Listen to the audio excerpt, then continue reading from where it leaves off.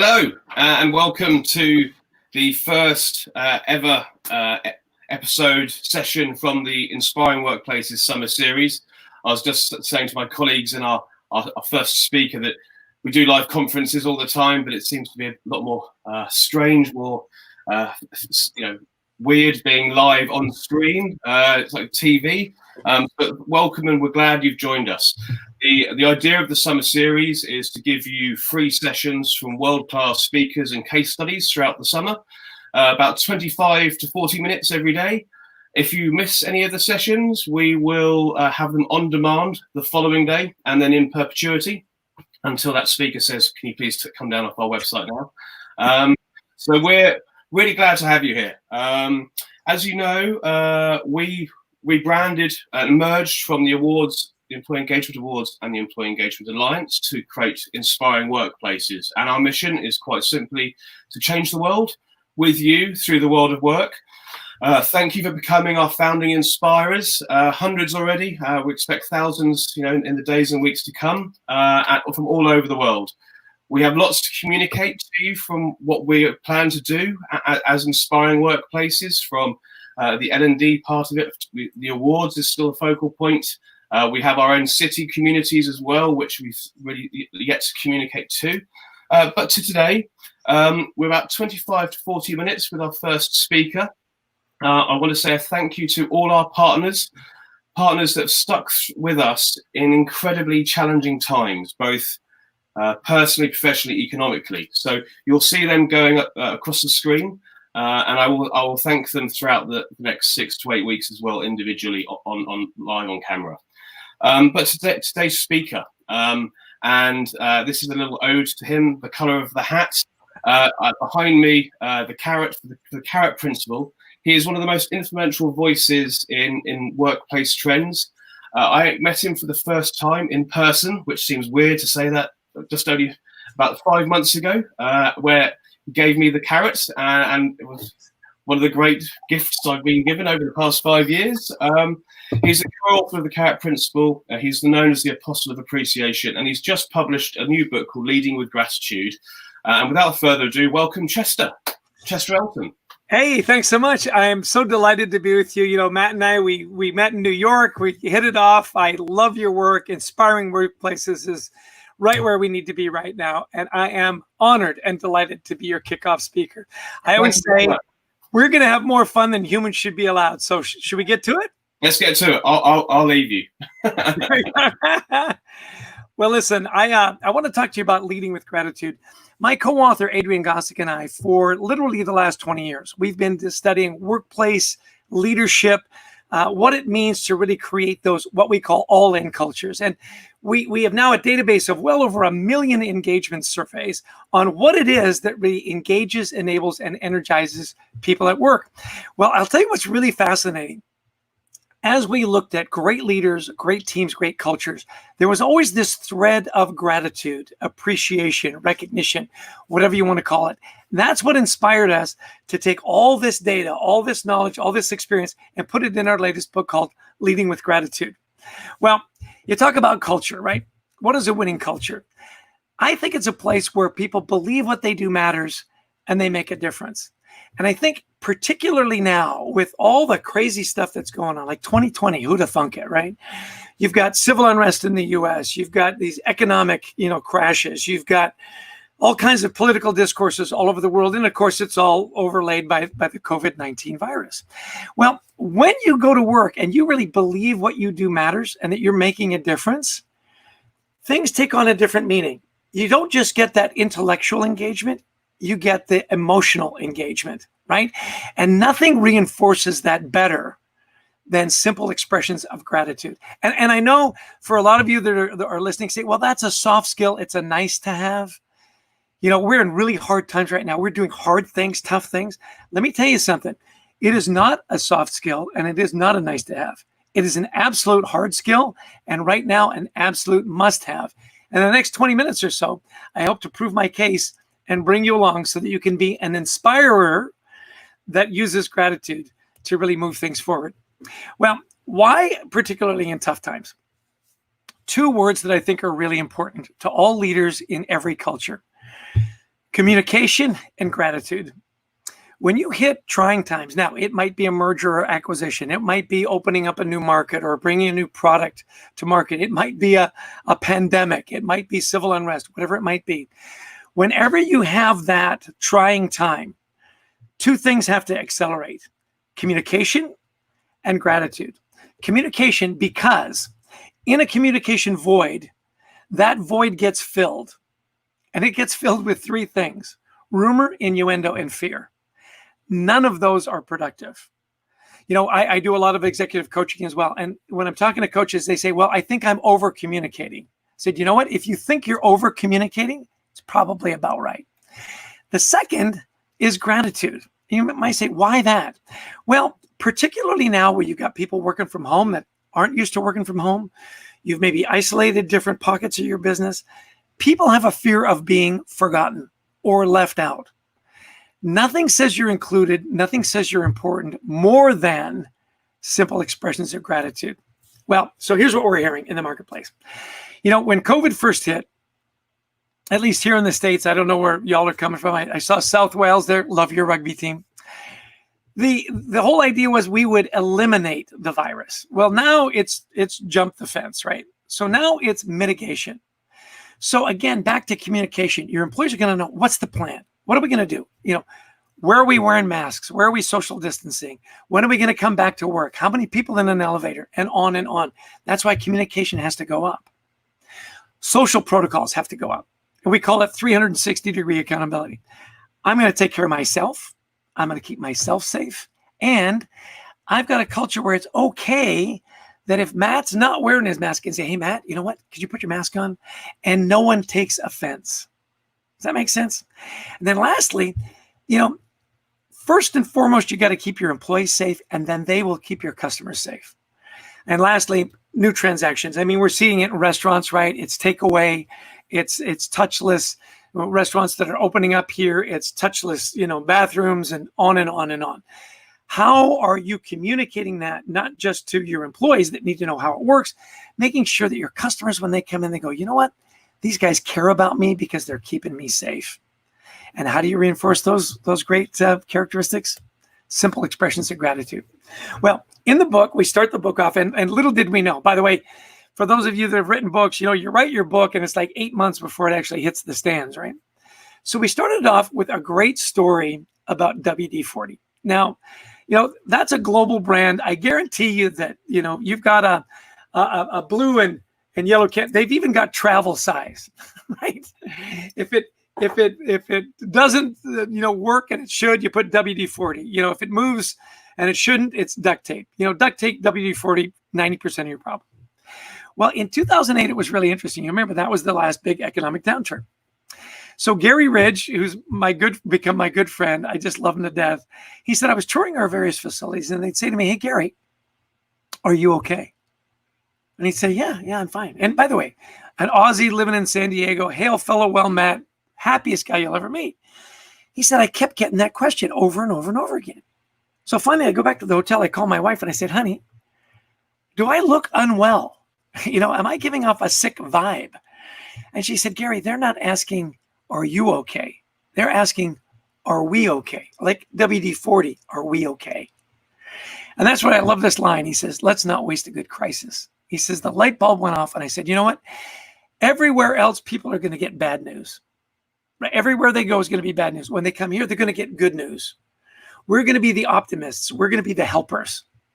And I love that. And that's a great attitude for you to adapt, whether it's on your team, in your organization, in your home, or in your community. Because you know what? You can find bad news anywhere. Be the good news. Look for the little things that are positive. And I'll show you what I mean in just a minute. So how did it work? He said, look, first rule is no lying, no faking, no hiding conversations.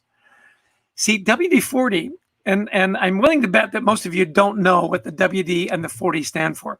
WD stands for water displacement. 40 is the 40th formula. So they had 39 iterations that weren't quite right. So at WD-40, they say, look, we don't make mistakes. We have learning moments, right? So we don't have to hide our conversations. If we've made a mistake, we own it, we learn from it, and we move on. It's a safe place to innovate. It's a safe place to learn. Is it starting to kind of come together? He says, look, we're going to communicate every day. We're going to over communicate in a lot of cases. Anybody has questions, we're going to answer them to the best of our ability. And if we don't know the answer, we're going to say, we don't know. We'll figure it out. We'll get back to you. Focus on people development. So they said, look, we're in good financial shape. We can weather this storm. We're probably not going to be hiring. We're not going to fire anybody unless they retire or choose to go to another place. And we're going to double down on investing in our people. Products, services, leadership development. How cool is that? And it's all tied to their core values. And their number one core value is do the right thing. It's that simple. We're going to do the right thing. So what happened? 2009, 2008, they go through 2010, record earnings. And get this, 99% employee engagement. Globally, it's like 20%. In the US, it's like 33%. Horrible numbers. Or I live in New Jersey now. We say horrible numbers, right? 99%. And that is not a misprint. I was joking with Gary. I said, you got to find that one guy or that one person and figure out what's going on there.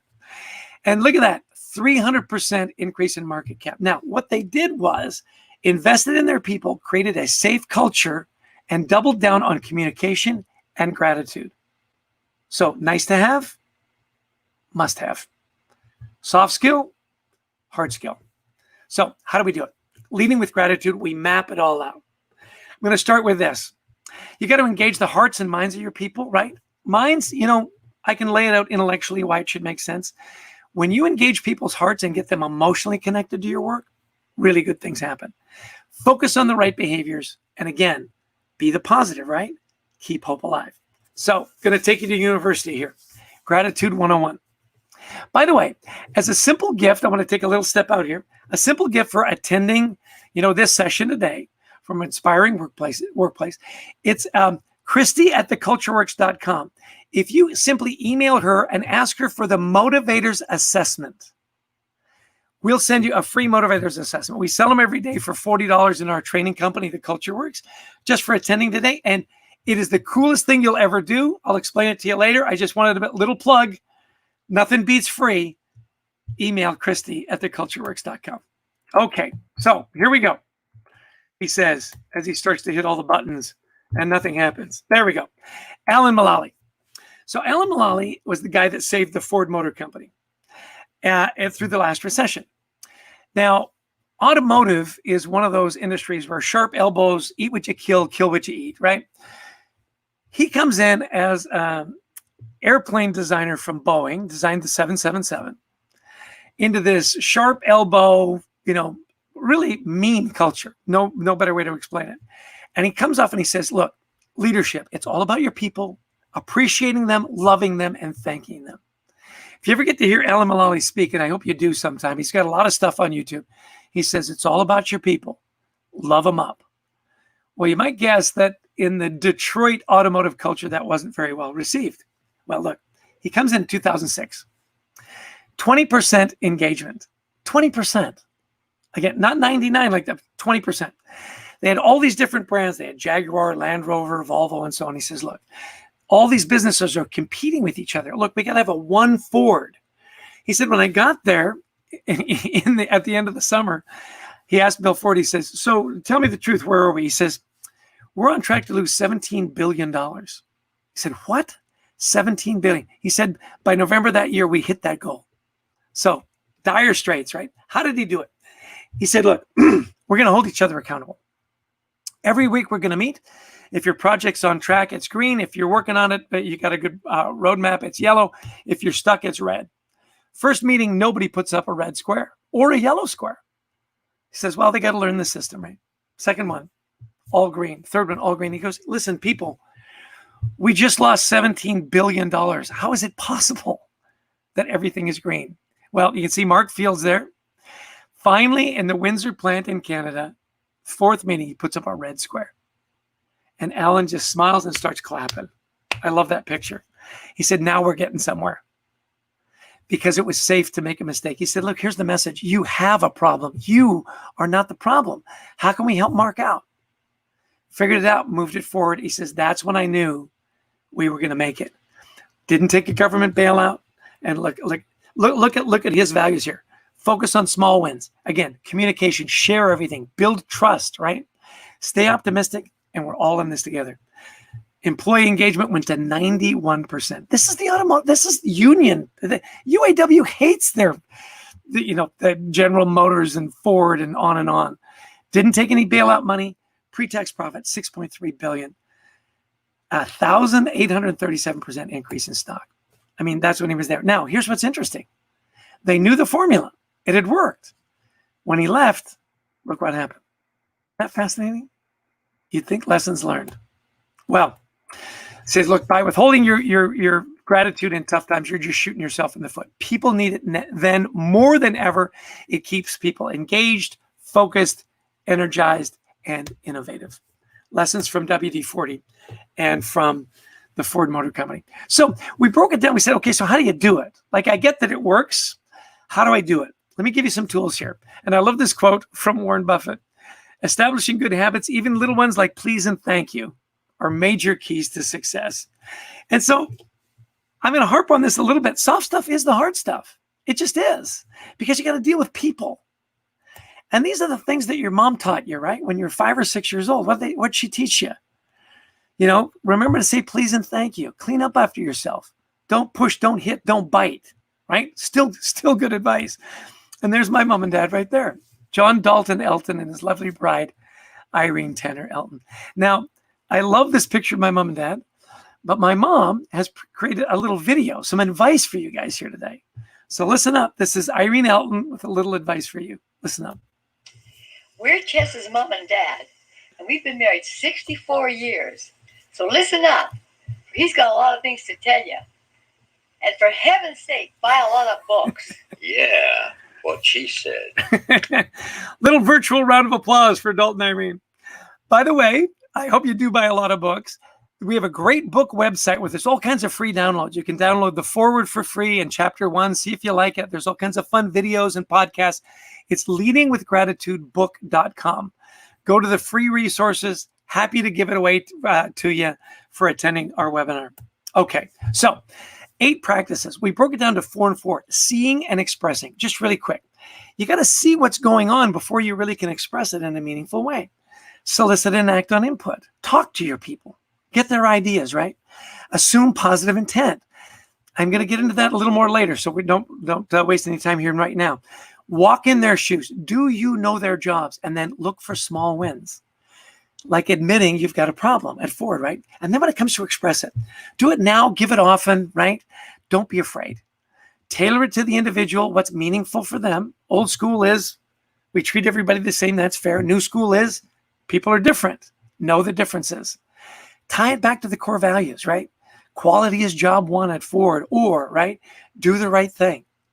And then make it peer-to-peer. That's when it gets really good. So assume positive intent. This is a great video that when you assume negative intent, you can jump to the wrong conclusion.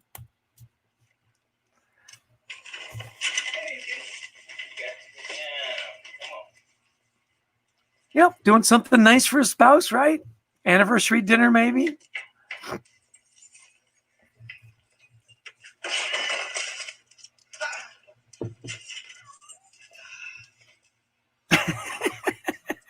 So don't judge too quickly. We won't. When we assume positive intent and the boss comes over and says, hey, can I talk to you for a minute? Just drop it. Just get to my office just real quick. What's the first thing that goes through your head? It's not probably more praise and recognition, right? Probably a party. Just give me a cake, balloons, right? No, you're thinking, what have I done wrong? See, that's an unsafe culture, right? You want to create that positive culture. I love Indira Nooyi, who, by the way, grew up as quite an accomplished cricket player in India. And she's now the recently retired chairman and CEO of PepsiCo. She said, when anybody says or does assume positive intent, your whole approach becomes different. When you assume negative intent, you easily become annoyed and angry, and you vilify people. How could you have done this to me, right? So, listen, pick up the phone, right? If you're not sure and you're starting to assume negative intent, talk to them. Zoom, text, figure out a time. Gather all the facts. Take a forward-looking approach, right? Pay attention to detail and avoid that passive-aggressive stuff, right? Get the information. Assume, and I love this, Hubert Joly, wonderful CEO of Best Buy, big retailer here in the States, took him from $1 billion deficit to $1 billion surplus. How did you do it? He said, we created meaningful work. We loved our employees. And we assumed that 99% of the people coming to work every day want to do a good job. And in trying to do a good job, they make a mistake. And you know what? That's okay. So look for small wins. I don't know if many of you bowl much. In college or university, I needed a half a credit in phys ed to graduate. And bowling was a half a credit, right?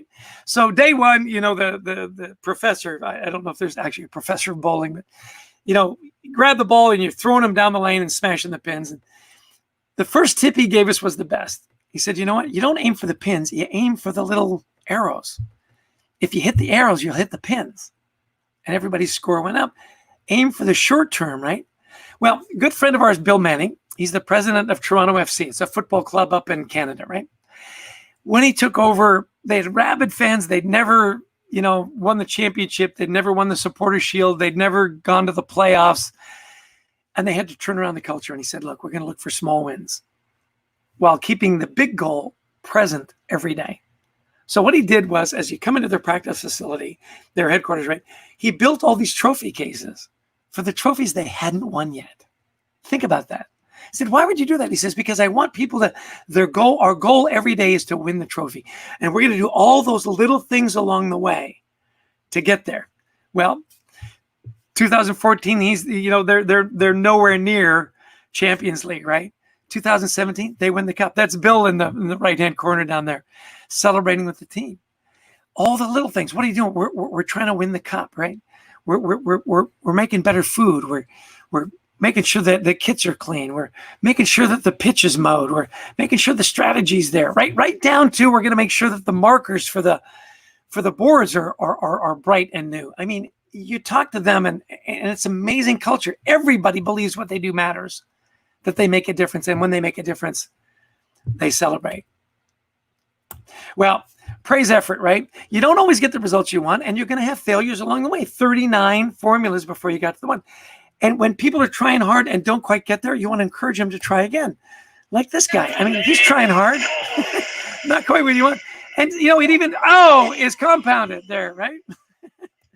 But you want people to try again. So we're going to speed things up here a little bit. Tailored to the individual. I want to tell you a personal story. Remember, old school, we treat everybody the same. New school is, we know our players. Adrian Gostick's my co-author. We were working for a bigger company at the time. We published our first book, Managing with Carrots, and it did really well. And I said to our CEO, I said, look, we got to honor Adrian. I noticed he didn't wear a watch. So I said, you know what? Let's take the all hands the sales meeting. You know, guys will be in from the UK and all these people he's never met before. This big gala, Men in Black, you know, that's the Men in Black watch. It was the big movie at the time. Said, we'll give him a Men in Black watch. It'll be really cool. You know, it'll be during the week, but, you know, it'll be fun. It's a big gala. Watches. Well, see, the problem is I was projecting what I liked. I love, you know, meeting new people and new cultures. And I have a watch collection, right? And I thought, well, that'll be cool. Well, I didn't know Adrian's motivators. Adrian would much rather be at home with his family. He doesn't wear a watch because he doesn't like watches, right? So, by the way, if you're looking for a really cool Men in Black watch, Adrian's got one still in the box. It's mint condition, right? Last place in the world, he wanted to be with a bunch of people he didn't know. So we created that motivators assessment I told you about. And it's based on 850,000 workplace, you know, engagement surveys. And we put it together by psychometricians and PhDs in human behavior and so on. It takes you about 20 minutes to do online. And it gives you this really cool detailed report. Now, I know you're going to have some questions about this as we wrap up. So start thinking about it and put your questions in the question box. We're going to reserve some time for some Q&A, which is always the most fun. But this whole idea of what are my key motivators, right? We determined there were 23 key motivators and 5 identities. You can see them there, like I'm an achiever, a builder, or a caregiver.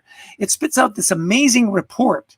And again, all you need to do is email Christy@thecultureworks.com. We'll send it to you for free. What are my top motivators?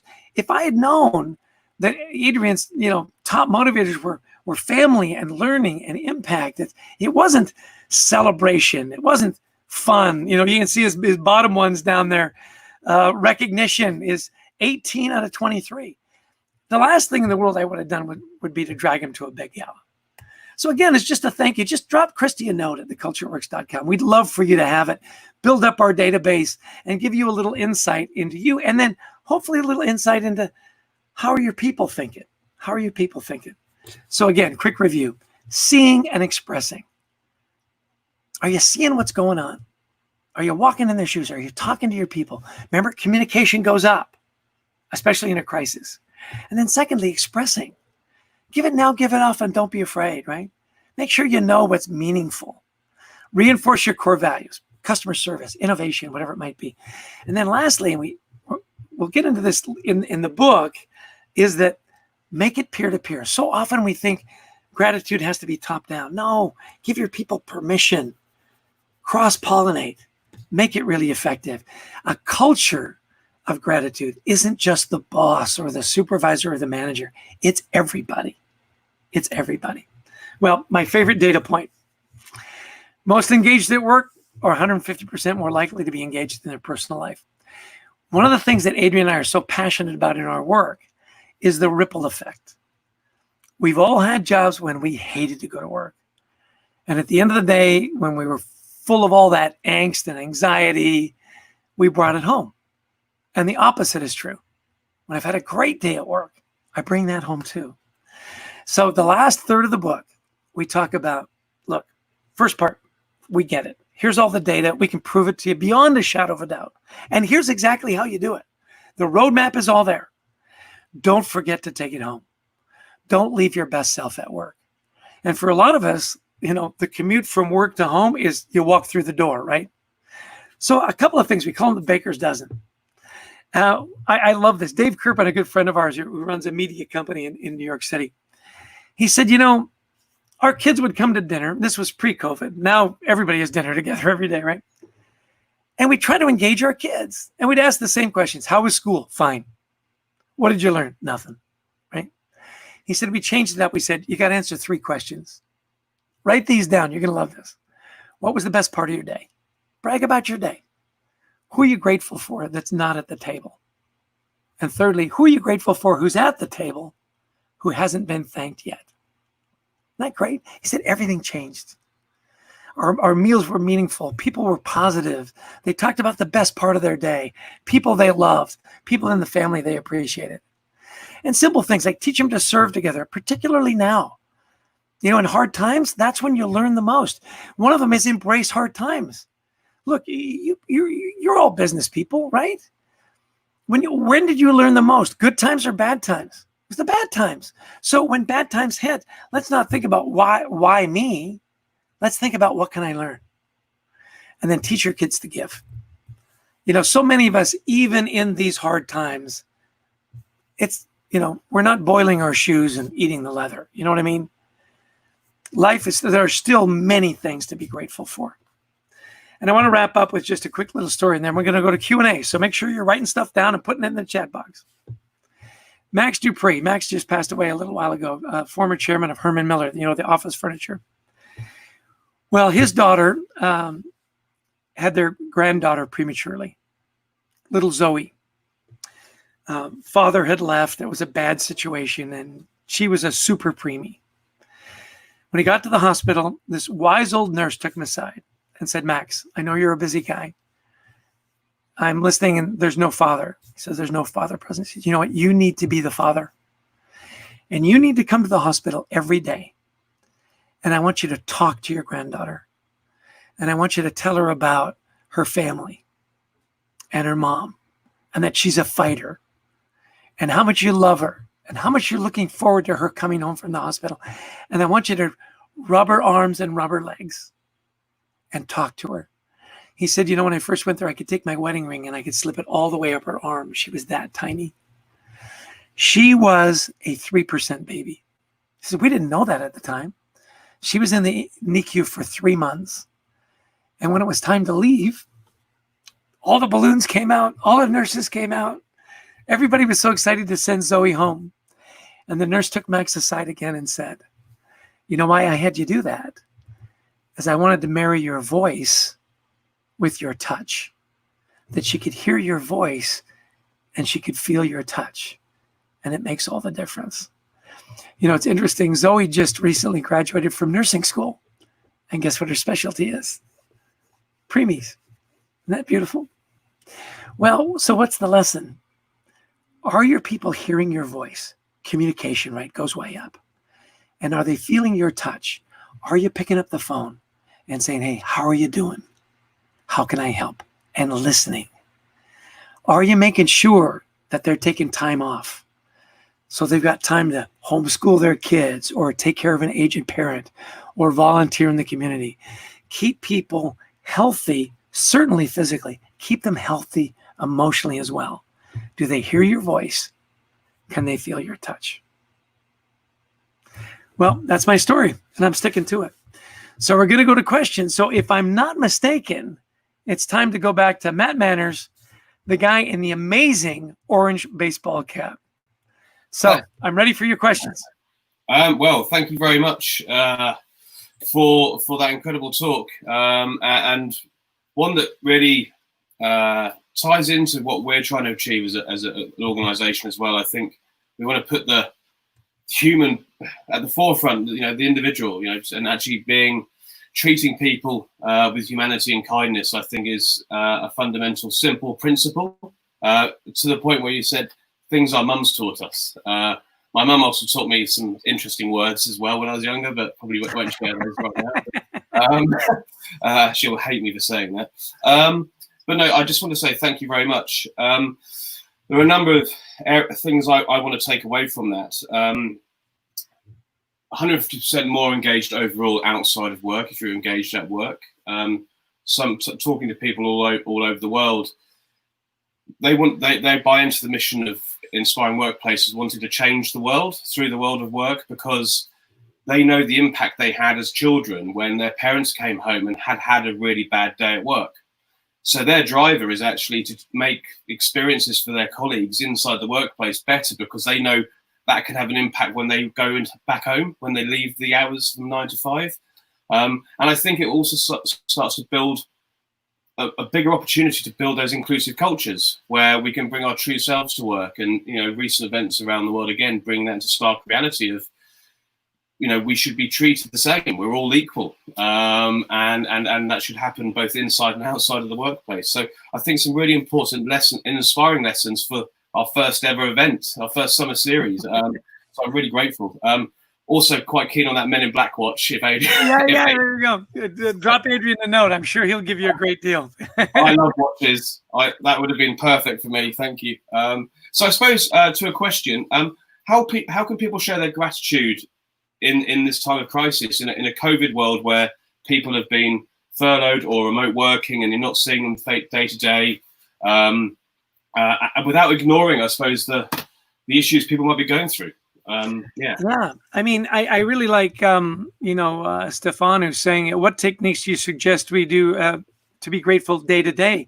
And, you know, there's some wonderful best practices. I'll tell you, my wife and I have one that I love. At the end of every day, we ask each other, what are your 3?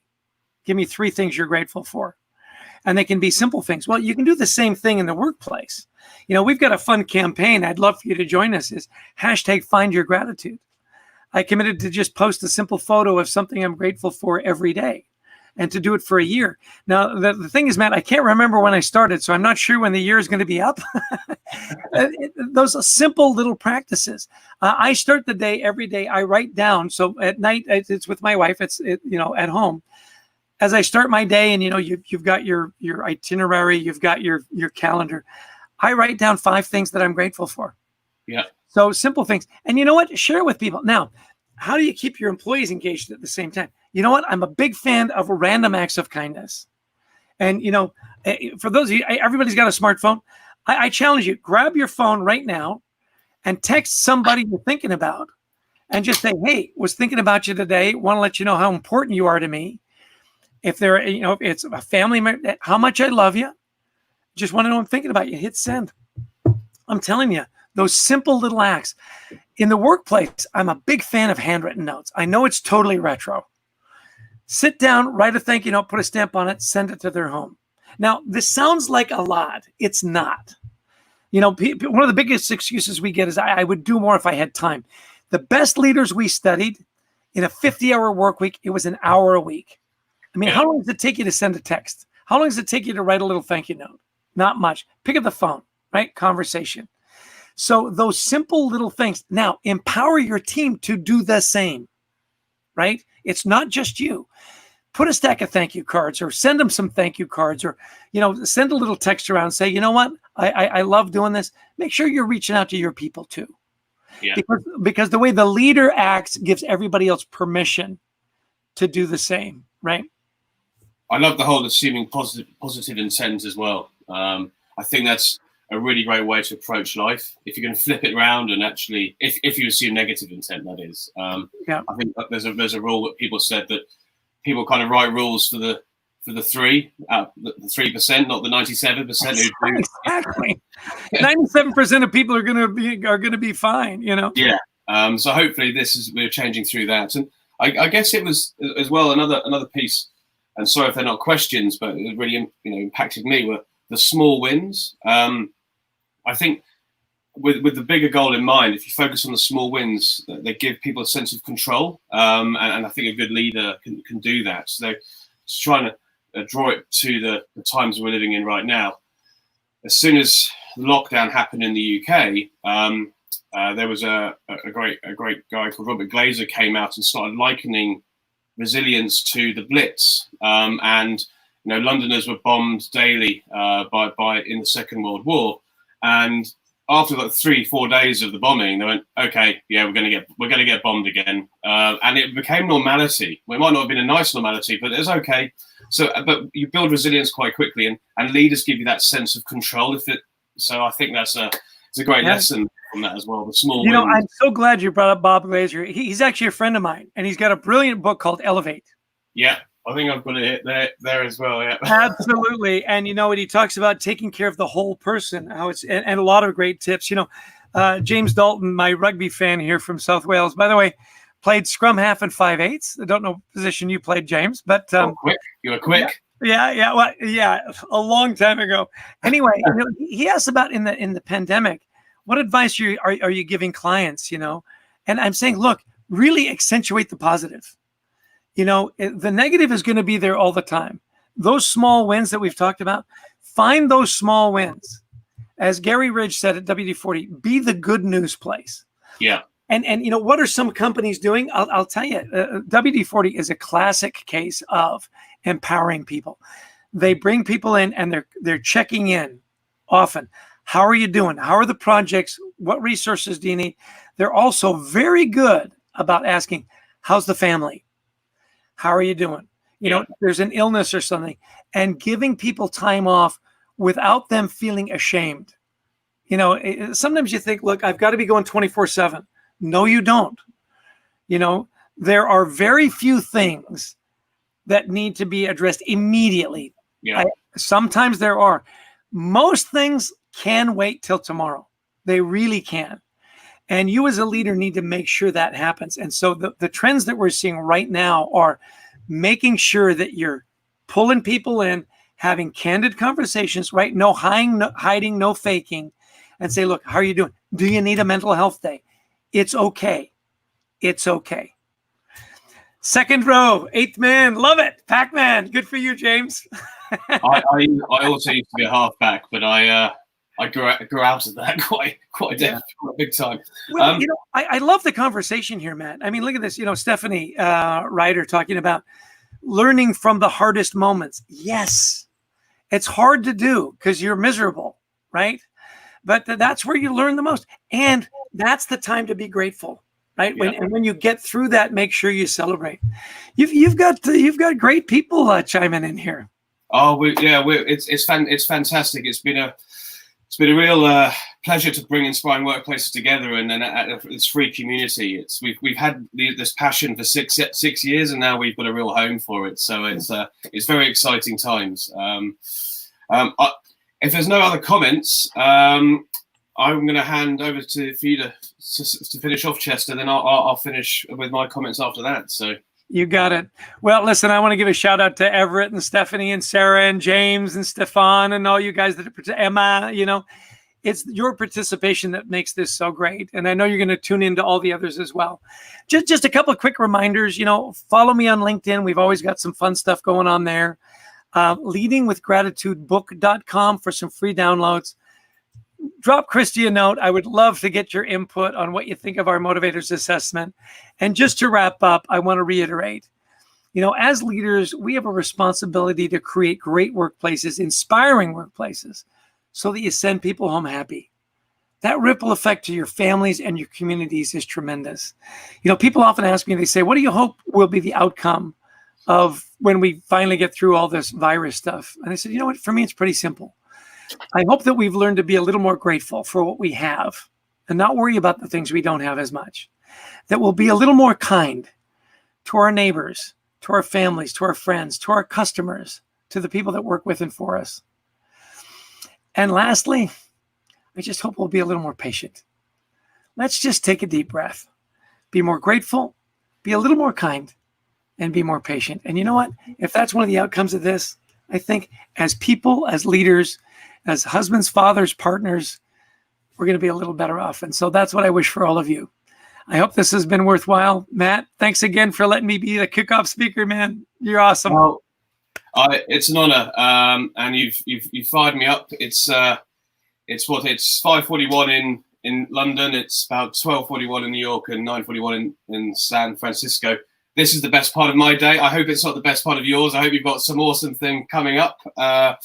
I also want to say thank you to Amy, Stefan, Dan, Crispin, and Marta, Ruth, for getting us to this place where we're now live in our summer series as Inspiring Workplaces. It was an idea we had in the darkest moments, and it's fantastic to bring it to life. So thank you very much. Thank you to everybody who's joined us today. We'll be back again tomorrow, as we will do every weekday in July and probably throughout all of August. We have a great award-winning talk from ATOS around gender diversity tomorrow. So please keep coming back. Chester is available on demand as of now. You might be watching this video on demand, in 2021. So thank you very much, Chester. It's an honor for you to share your experiences and your positivity with us in the world. And take care. Love to you and the family, and hope to see you in person at some point soon. Me too. Cheers. Thank you very much. Take care, everybody. Thank you. Bye-bye.